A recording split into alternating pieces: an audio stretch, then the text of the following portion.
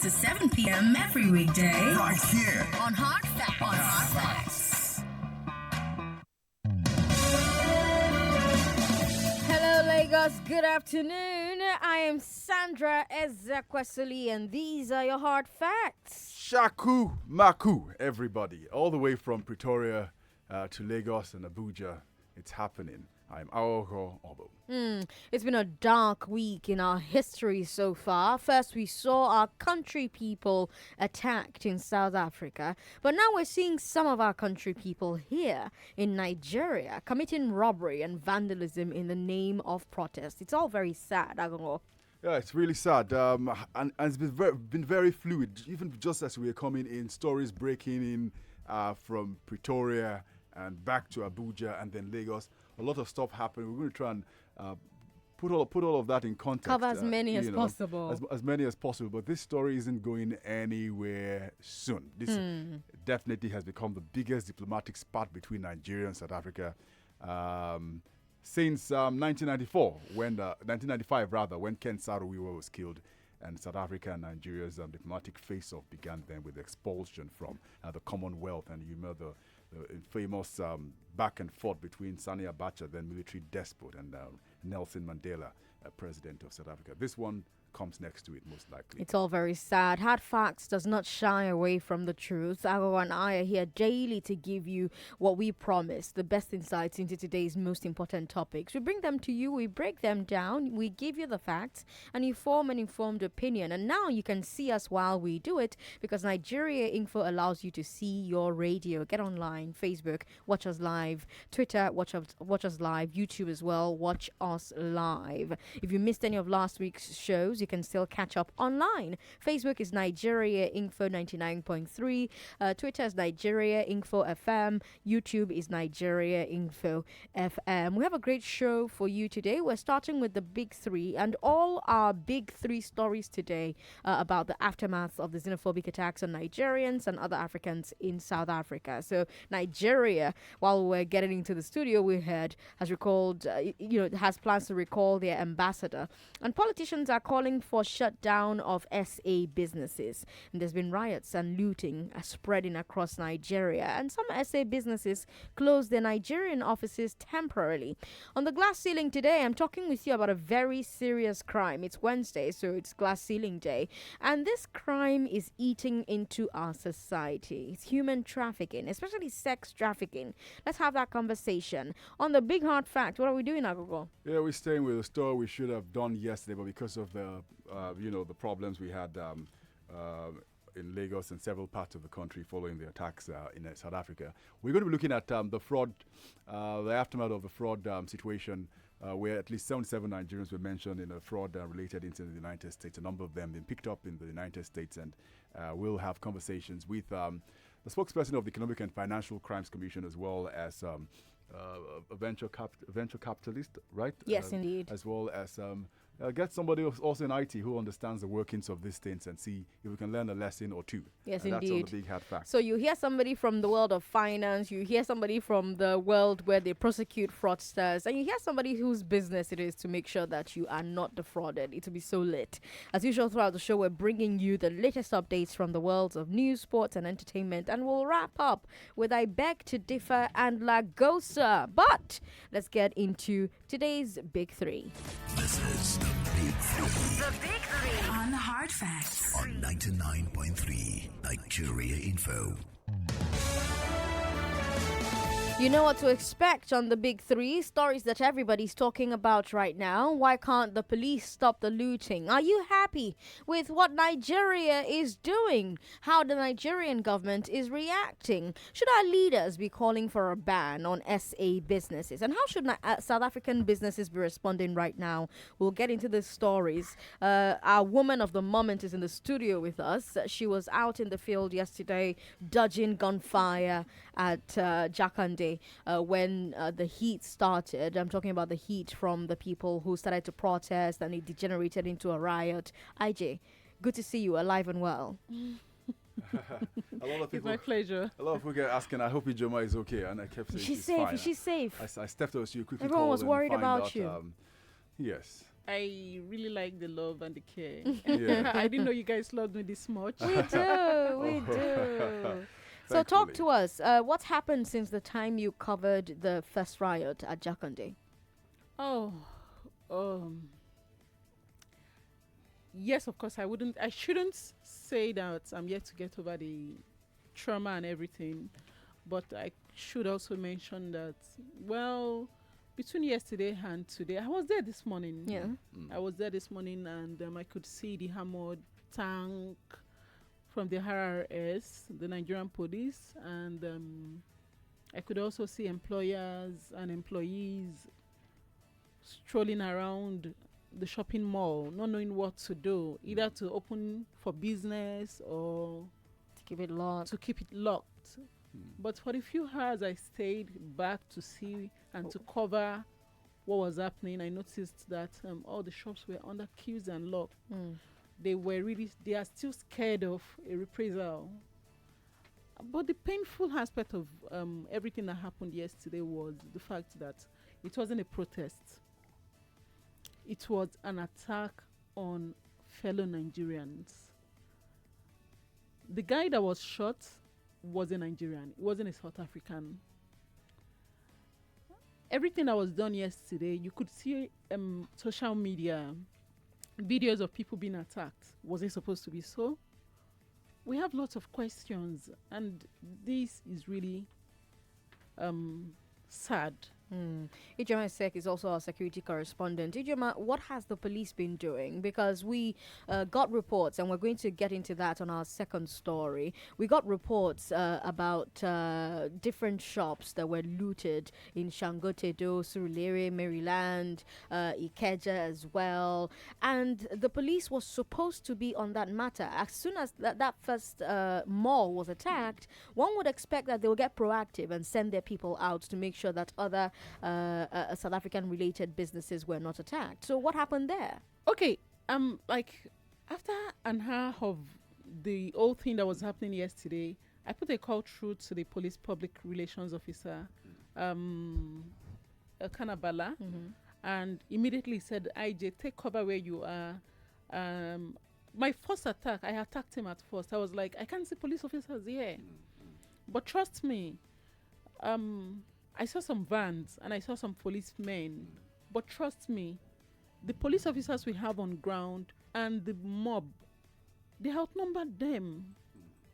And as I was speaking to him, he said they've already called for backup, which eventually they did.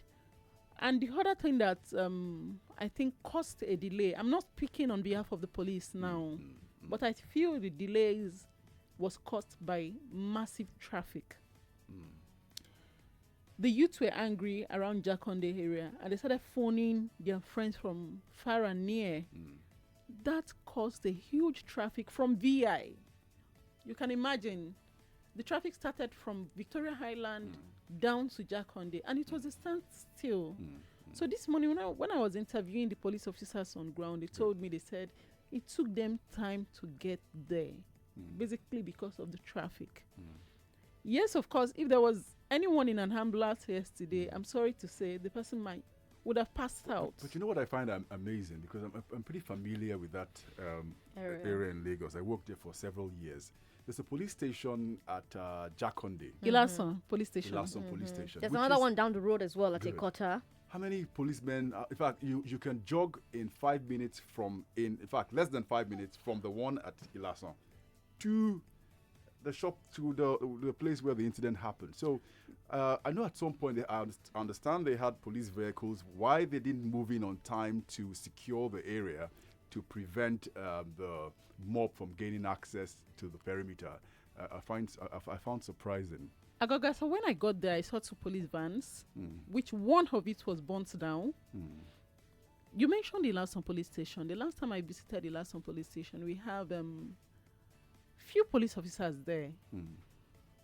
We are almost 200 million, and with less than, I don't want to call 3,000, with less than 4,000 police officers. For a kind of a situation that happened yesterday, I'm sorry to say, the military should be involved. the NSCDC and other paramilitary should have been invited to come and help curtail the situation yesterday. Is civil unrest and you involve the military? The reason I'm saying this is because they caused traffic and they started looting individuals in their cars. That's still the purview of the police. Yes, of course. Yes, of course. We're not going to remove that fact. But the reason I mentioned this is because it degenerated. Okay. If they are in strategic locations, as at that time that this old drama was happening yesterday and a deployment was made to Jakonde police station, to Jakonde area. This is just one hazard in how many local government that we have in Lagos. Before those ones would even get there, Shangotedo, those in Shangotedo had already started looting. And yes, of course, I cannot be in several places at the same time. Yeah. I could see videos coming from Surulere. How many police officers? In Lagos alone, we have over 22 million people. They How many definitely police- will have many questions to answer because you go the copycat mob attack Body Thomas where you had that the shop right and that area also too. I mean, it could have been secured far easier than the Lekki Express, which is just one expressway. I think I should mention that nobody saw it. We've had xenophobic attacks before now, But no and reactions. it did no reaction and No reprisal attacks. Thank you. Nobody Thought it was going to happen. No, but they saw the first one happen at Jakonde. Yes, of course. Nobody saw it coming, and nobody thought as much as saying, "Oh, okay, this is going to degenerate." Apparently, people that saw the one that happened in Jakonde, I'm going to use that as an example. Yeah. The people that saw that, maybe probably on social media, which I cannot tell you for now if it is a curse or a blessing, reacted based on what they've seen. So with the number of, like I said before, and I'm repeating it, I'm not speaking on behalf of the police. They have every right to speak for themselves. But with what happened yesterday, it is a wake-up call to say that that's the suspension of the 10,000 police officers that were supposed to be recruited. It is a wake-up call that shouldn't have been suspended in the first place. So we're woefully under police. We are under police. And we're not ready for an uprising if it does occur. Yes, it is quite obvious. All right, IJ, thank you so much for talking to us. And thank God It's a that you pleasure. are safe. Thank you very much. Gemma. Now, as we said in our introduction, attacks on businesses associated with South Africa have erupted in different parts of Nigeria. It's not happening in just Lagos. There were attacks on branches of ShopRite in Lagos. In Abuja, one mob attempted to burn down a ShopRite, but they were stopped by police, while another mob vandalized an MTN office. In Ibadan, an MTN office was burned down. In the southeast, police had to take a proactive approach to preventing looting and vandalism. They cordoned off the ShopRite in Owerri and also increased number of patrols in Enugu. Isn't it stunning how quickly this violence has spread, Aghogho? Yeah, especially in the south, we're touching bases with our correspondents. Say for the north, where the reactions didn't happen, and I did find it a bit fascinating that kind of where we have huge numbers of people next to Lagos, perhaps, well, not even perhaps, it's the largest state in terms of population size. We didn't get any violent reaction, and I guess from what our correspondents there did say is they just have a different way of reacting to issues. But Lagos, Ibadan, usually you would have this sort of things happen. Then Uyo also too, I did see attacks on South African interest there also too. So it's very disturbing that this has happened, and something we talked about with IJ is the fact that the response time of the police leaves a lot to be desired. I mean, immediately the first one happened from Lagos here, should have been thought immediately that whatever happens in Lagos, you will get copycat attacks in Ibadan, you will get in Ondo State, you will get many of the big cities in the southwest. This sort of things are bound to happen. Only for us to see this morning the pictures of armored personnel carriers everywhere, more like a reaction to something that could have been, avoided. Just one life lost, but it could have been worse. When you think about the sort of reactions we're also now getting in Abuja, I guess when we speak with John Emmanuel, where he talked about violent protesters who, despite strong presence of security operatives, still went ahead to vandalize property at Lugbe and as well as in Karu, where you have the MTN shops. Before we go further, let me just say that here on Hard Facts and on Nigeria Info FM, we condemn violence in all forms. We condemn destruction of property and vandalism. Let me also say that we are Nigerians, and this is not who we are. These things did not start out as violent attacks. They started out as people who were going to ShopRite to go and picket it, and then they turned violent. And I mean, you know that in any crowd, no matter how peaceful, there are going to be some bad apples who are ready to get violent. And it's really just tragic to see that they were able to hijack the process. John Emmanuel is here from Abuja. Hello, John. Welcome. Thank you for joining us on Hard Facts. Thank you. All right, let's hear what happened in Abuja today. All right, Angry Youth this morning took to the popular Abuja Airport Road to block the road in protest over the killings in South Africa, the killings of Nigeria. So this youth actually attempted to break into one of the South African firms in Nigeria, which is ShopRite. In an attempt to do that, the police came to stop them from actually breaking into the property. So in anger, this youth now started smashing vehicles belonging to Nigerian security personnel, and then as a matter of exchanging missiles. This action now has actually resulted to a very heavy traffic here, preventing people who want to gain access into the city center from entering. And those as well who want to go to airport are finding it difficult now to connect.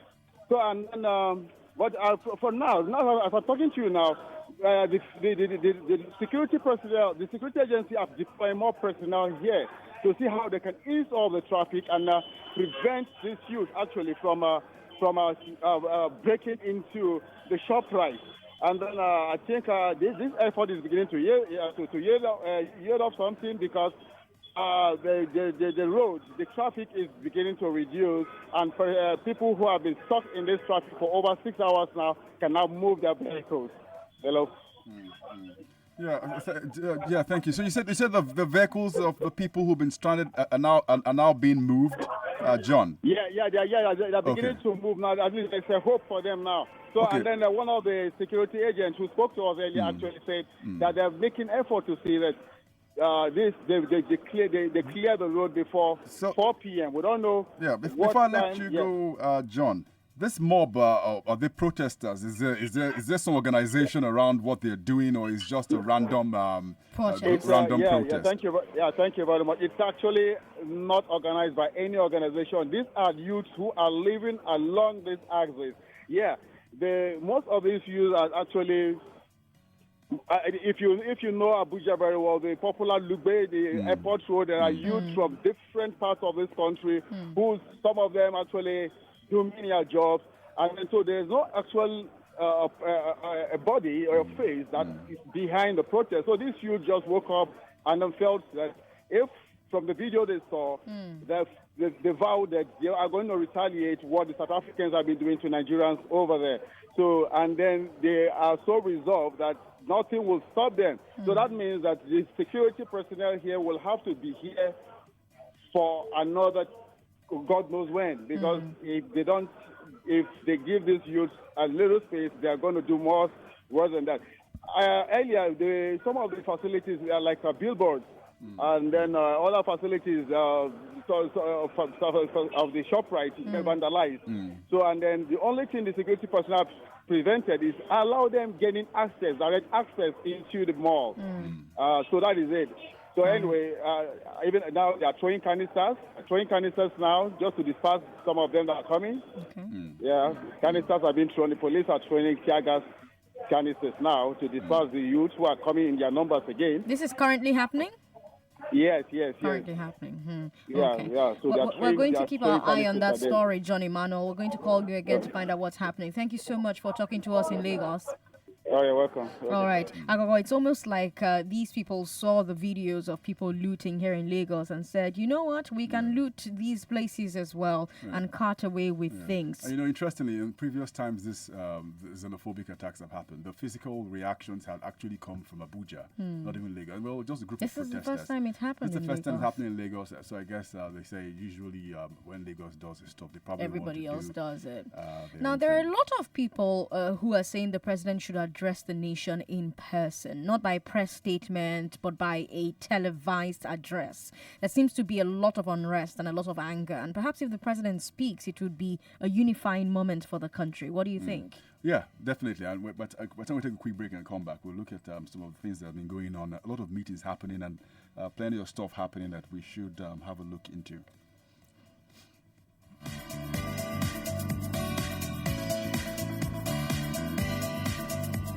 Stay right here on the Big Three on 99.3 Nigeria Info.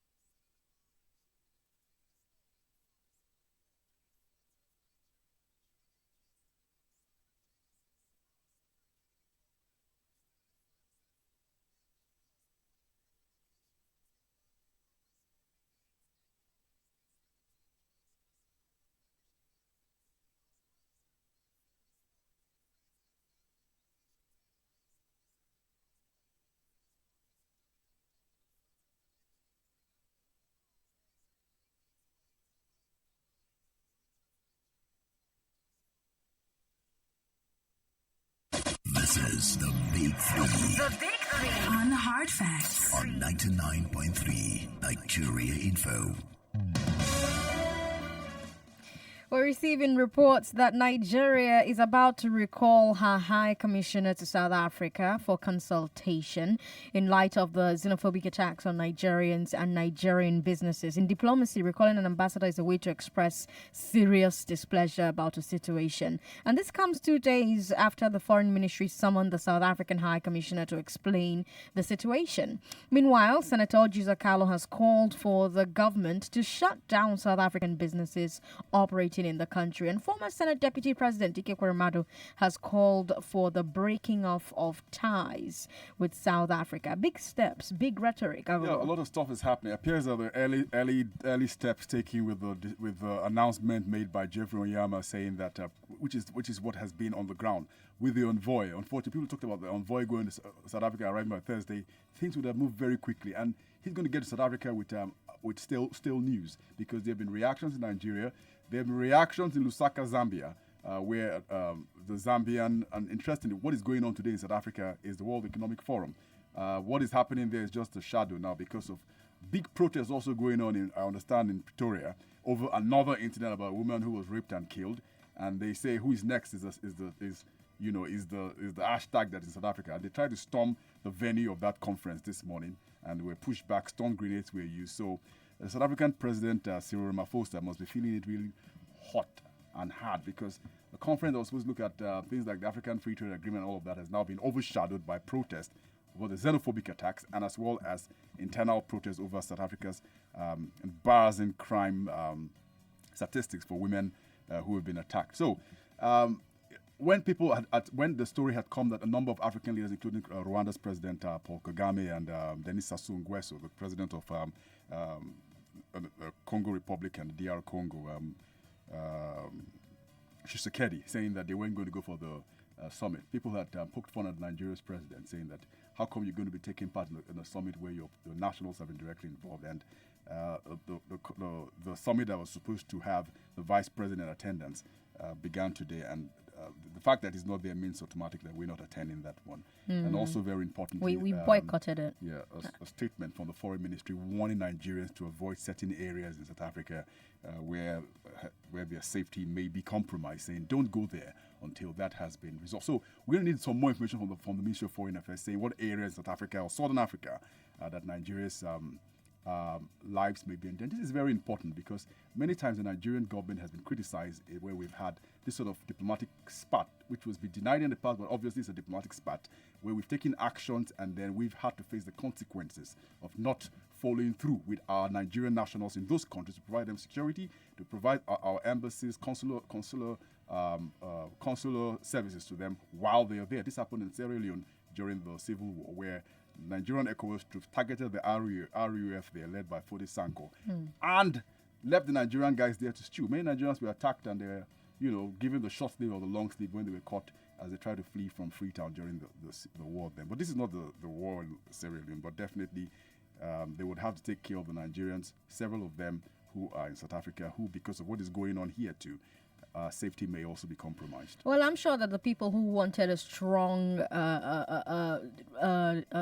note of displeasure from the president may think that this works, because this move to recall the ambassador is something that a lot of Nigerians were calling for. As early as Sunday, people said the Nigerian government has to register its displeasure in a meaningful way and show the South African government that it's ready to take unusual steps if our people in SA are not protected. And these people also called for the president to boycott the WEF. And now that these two things have happened, I'm pretty sure a lot of nerves will be smoothened out. Now, we have Jusuf Kalla asking Nigeria to seize South African businesses. And there are some people agreeing with him. They're basically saying that since the South African government cannot or will not protect the lives and businesses of Nigerians here, then Nigeria should also seize South African businesses. But there's a lot of opposition to this idea. People are saying it is immoral. After all, these businesses are not to blame for the attacks. Also, some are pointing out that it could have negative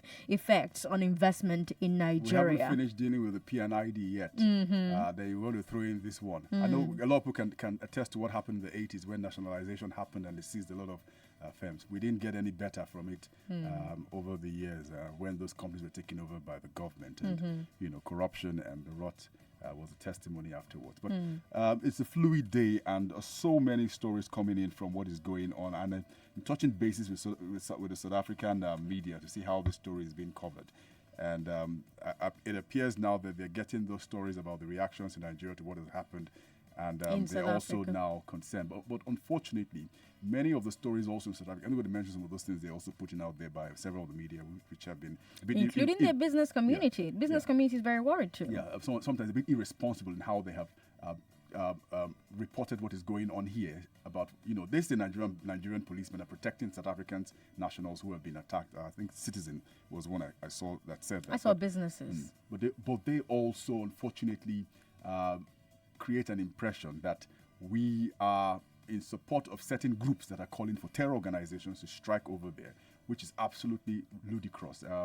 With the Nigerian governor, the Nigerian state doesn't in any way promote or support any terror organization as a means to carry out its action. It's diplomatic tools we've seen now that are being used. And number one, which is the compensation of every business that has been hurt and harmed over the weekend, must be paid, because that's one of the major problems with the previous deals that happened.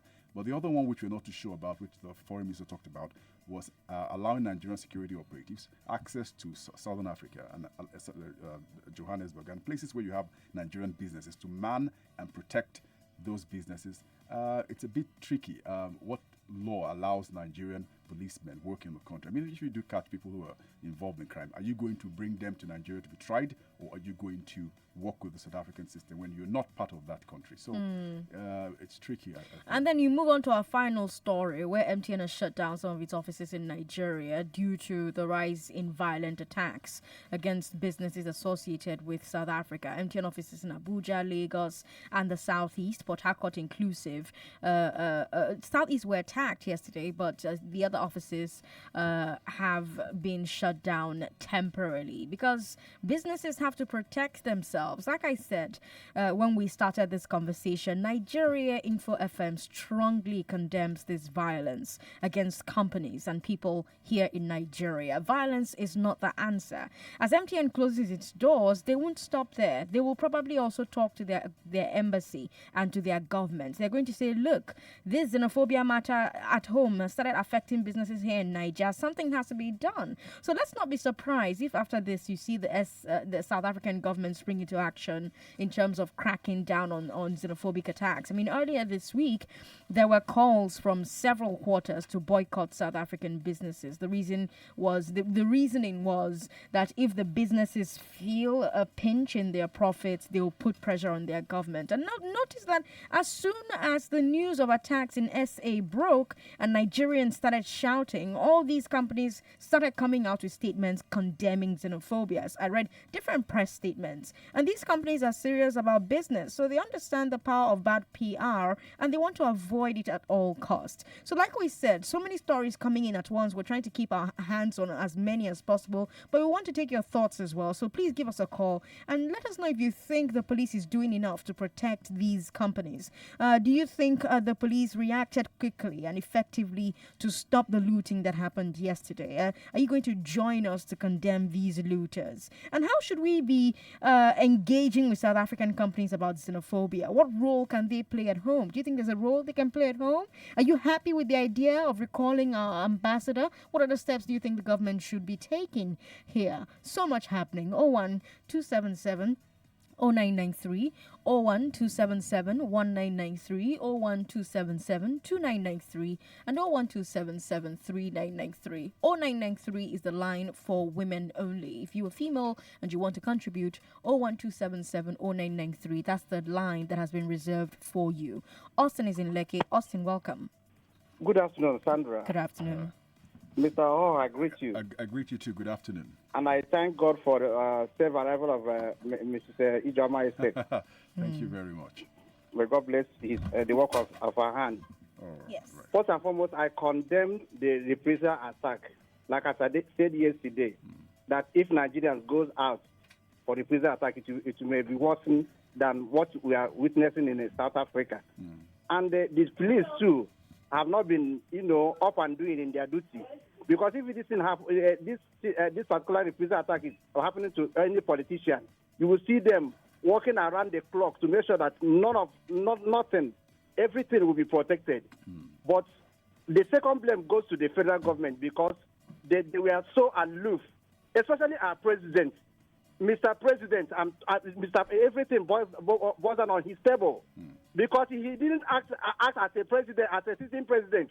He was there looking until things began to go wrong. Now they want to carry out a kind of a recall. That is medicine after death. Why must our president wait? Had even he acted fast, or this thing that happened yesterday, this leak that happened yesterday would have been curtailed. Please, Mr. President, please, Mr. Minister, Abike Dabiri, and the rest of them that are there to protect Nigerians outside the country, they should do all the necessary things. At least by now, Mr. President should have sent out one of the presidential fleet to bring down the Nigerian people that are suffering in South Africa, but they have not done anything. What are we talking about? Do we still have a sitting president? Austin, let's talk to Musa. Thank you for calling to share your thoughts. We've got Musa who says that this has been a long problem between both nations. Yes, indeed, Musa, you're right. Go ahead. Hello? Yes, go ahead. So, as I was saying earlier, you see, this problem does not just start now. Since Jonathan in this thing have been starting small, and our government were looking, they were not doing anything about it. So, and Nigeria has one war mentality. If you want to support the government for anything in this country, it's either two ways. Even ordinary street that need a transformer, either you people protest or you started fighting before the government will look into it. That is why I'm not blaming those people destroying everything now. Because government will not do anything if this is not happen. No, we all have to collectively condemn violence, Musa. Thank you for calling. We have Peter in Aurelia who says this is not acceptable. Peter, welcome. Thank you very much. Good afternoon, my sister. Good afternoon. You see, South African, like I understand, even when during the burial of Madiba, the former president of South Africa, Nelson Mandela, South Africa should have considered what role that Nigerian play in the burial of that their former president, Nelson Mandela. And this is South Africa that Nigerians take them like their own personal brothers. They are doing their business in Nigeria here without nobody harm them, nobody touch them, and Nigeria became their worst enemy. They kill Nigeria on daily basis in South Africa, and government of South Africa did nothing about it. So my advice to Nigeria is that Nigeria should be patient and wait for the outcome of the envoy that Buhari sent to the Ramaphosa. Okay. If nothing is done concerning that, then Nigeria should take decisive action against South Africa, not only to destroy their property, but also to look for them in person and kill them. We apologize for that. You cannot call and make those sort of statements, inciting people. Please don't do that again. Okay. Let's talk to Meg. Hello, Meg.